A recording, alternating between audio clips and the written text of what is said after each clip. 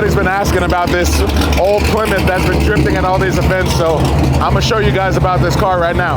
May I? May I? Yes, sir. Kylie, this thing is sick, man. It's something. Bro, you can't even see anything.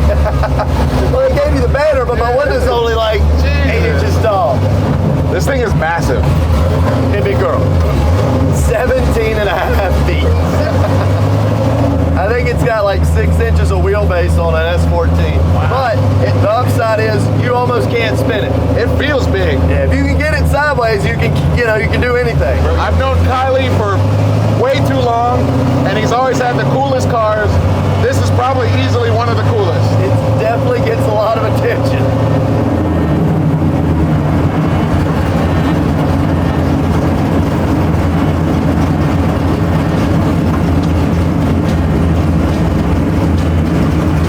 Get in, loser, we're going moonshining.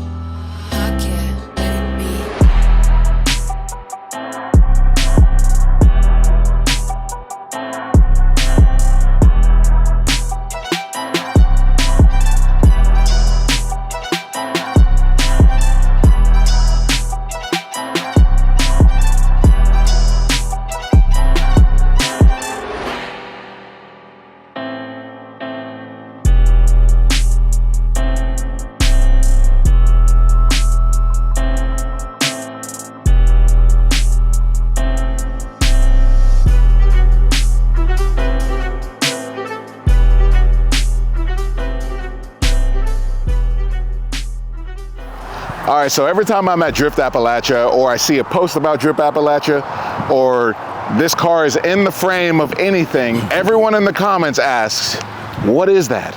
What is that? What is that? What is that? Why is it drifting? Who is that? Well, you're about to learn today about the legend that is Kiely Mackey. Let's go, baby. Yo, this thing is insane, bro. It's, like I said, it's a lot of things. So first off, me and Kylie go way back.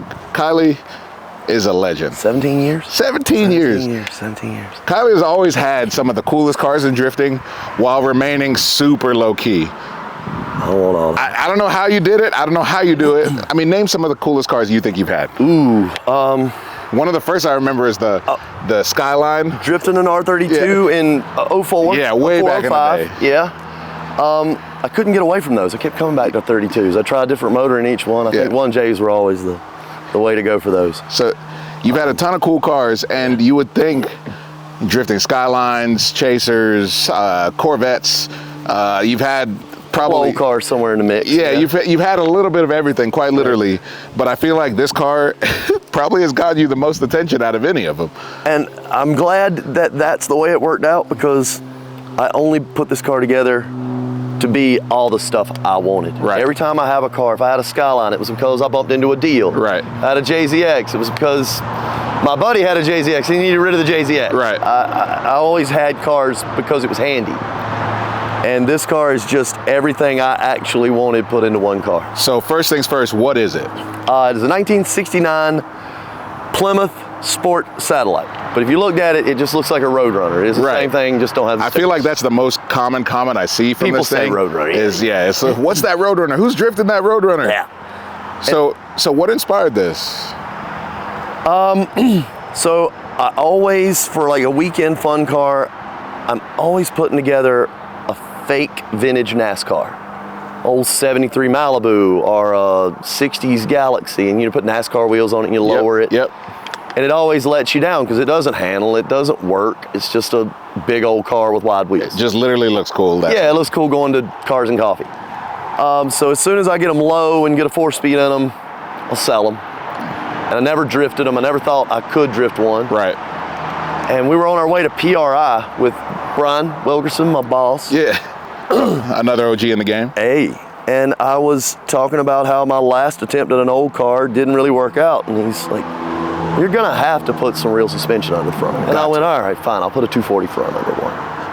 And about halfway there and on the plane, he said something about an E36 having a front rack, and that's just a little better. And I was like, yeah, why didn't I think of that? And by the time we got to PRI, I was like buying a E36 shell from a buddy. And so you're talking this December that just passed? Oh yeah. This just happened? Yeah. Yeah. Yeah. So by the time I got home, I knew what car, what suspension, what engine, and most of the drivetrain. And then I planned to sell my JZX the minute I got back from Drifter to December. Well, it turned out the engine on the JZX blew up, so I really was selling it when I got back. So I looked at my Instagram, and like December 12th or 14th, I still owned the blue JZX. And April 5th or 7th, whenever Grid Life was, this car went to its first event. Wow. So this is a fresh build. This is its fourth event. I didn't realize how fresh it was. Yeah, I didn't realize fourth how fresh it was. I've been to that. Let's pop the hood. Grab a pin, throw it away. We can do this together? Yeah, then I'll grab the pull. Now pull. Oh, okay.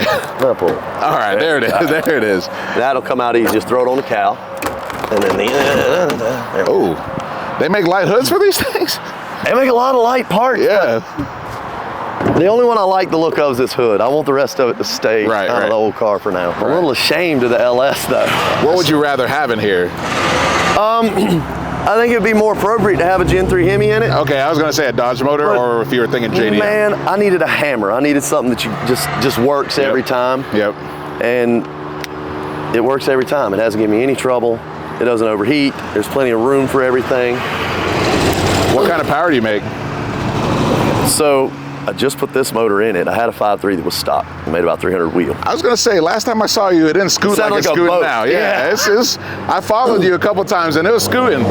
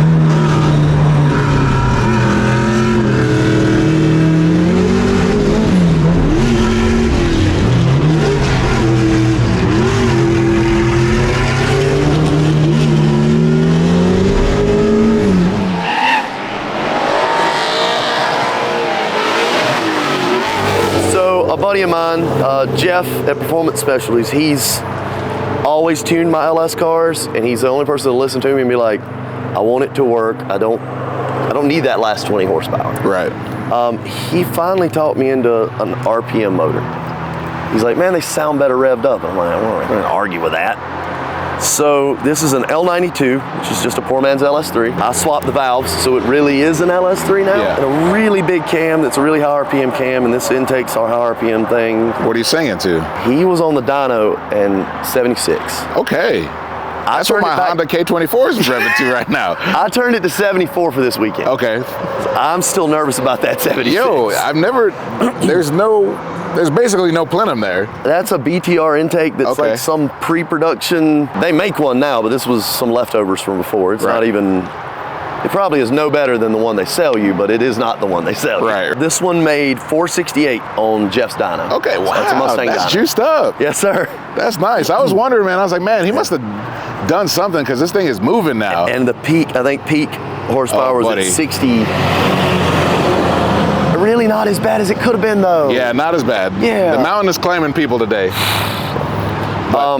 Yeah, it peaked at either 68 or 6900. Okay. It only dropped a couple of horsepower by 76. That's juicy, man. I'm stoked for you. Well, how much do you think something like this weighs? We weighed it when it still had the iron block in it a few weeks ago. Full tank of gas, steel wheels on it. It weighed 3270. That's not bad. It's not too bad. I want to get it down to under 31. That's not bad. I expected this big old thing to really weigh some. No, so it's unibody. My GS300 weighs more than this thing, bro. It does. My one JZX 100 weighed, I think, 32 and change. Dude, it's crazy. You know, it was a heavy, it had AC. So I'm over here thinking you're probably sacrificing a lot with how heavy this car is, but it's really people. Like everybody's like, it's 2 tons. I'm like, it really hadn't been that bad. I don't want everybody to hear that, but it ain't been that bad. And then you said you went ahead and threw an E36. So that's an E36 cross member, just sitting on some some like dowels I made up, and then I measured up and got the strut hats in there and made some lollipop mounts. Oh, wow. And really that's it, man. You make it sound real easy. SLR parts. I mean, it looks like it drives really Feels well. cool, yeah. It looks like it drives really well. I don't know, maybe a better driver than me could make it do more. Right. But I want people to think I'm in there fighting for my life. It ain't that hard to drive. Yeah. It's long and the wheel returns. Yeah. It's not hard to drive. Yeah. It's not hard to drive. So what'd you do to the rear? The rear is a 4-link that kind of copies Mustang Fox body stuff. I mostly did that because I don't know geometry that well. I'm not good with anti-squat and how much angle a bar may need. So I was like, well, if I copy something I know works, it can't go that bad. So you're saying it is not you didn't pull something out of a Mustang. No. It Just kind of copied the angles. Everything hits the car and the axle. Right. And then the axle's an 8.8 out of a Ford Explorer. The standard race car. Put 410s in it, welded up the diff, and here we are. What transmission? T56? or- T56. My buddy at work built it for me. Thank you, Chris. Yeah, it's all simple stuff. Just honestly, in a weird car. I preach on simplicity. You know your boy loves simple cars.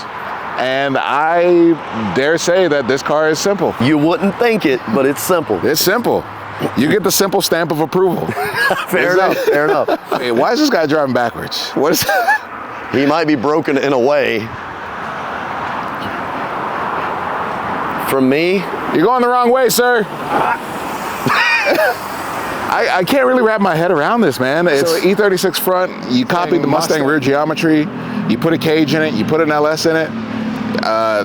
Bucket seats. It looks like you got a pedal box. Yeah, so that's another thing is kind of recycling pro drift car parts. Oh, yeah, we're fine. Oh, that's... I'm just like the old man thing, where old men are like, my car's so stiff, whatever. You can jack it up from that point right there. It jacks the whole car. Yeah. It doesn't. Dude. And before, I could just put it on the lift and you couldn't open the doors. Dude, this thing is so crazy. I love it. It's East Coast gray inside. East Coast gray, you gotta have that. I know your roots. And MA loves the floor-mounted pedal box. Yep. So we got one of those in there. And at some point, I plan to kind of church up the wiring and everything and the pipe work. But I wanted to know if it was going to work or not. Right. I didn't want to be so committed. This is stage one. Very much. That's why the engine was at 5.3, and I put a bigger one in. Proof of concept. It worked. So now you need some juice. Yep. You got the juice. So what's next? So next is to kind of clean up the interior, make this a little nicer place to be. I may have to do some aluminum door panels or something. These guys, I kind of like this, but it's falling apart. It's cool, man. And then over the off season, everybody's divided on this. I got to paint it. I got to paint it. I was going to say, I got to put some quarters on it and paint it. It wouldn't be Kiely if you didn't paint it. So it's going to be shiny. Don't let anyone try to stop you. And I've never done anything that was, what's the word for it? Sentimental. I usually do sentimental. I must not, because I'll sell a car in 10 seconds. You've had more cars than I have years of life. But having an old car, there's a lot of sentimental in that. It's a lot of back home South Carolina with my dad and everything. Yep. I've realized that I'm never gonna probably build a copy of my dad's old drag car race car. Right. But I know a lot of neat details about it, like the very specific color it was and the color the roof was and all. Oh, that's cool. So I think the color his car was and the color the roof of that car was and everything, this would be the car. That's what you got to do, man. Do it on. You got to do it. So we're going to do that, and I think they're going to look very 60s NASCAR. Dude, I love it, man. So, I'm stoked for you. That's a beautiful story, too. Yeah. I'm excited to see it with some paint. Yeah. I'm excited to see the future of this thing. I'm excited to drive with you more. So absolutely. It's easy to follow. You just got to stay back a little bit. Yeah.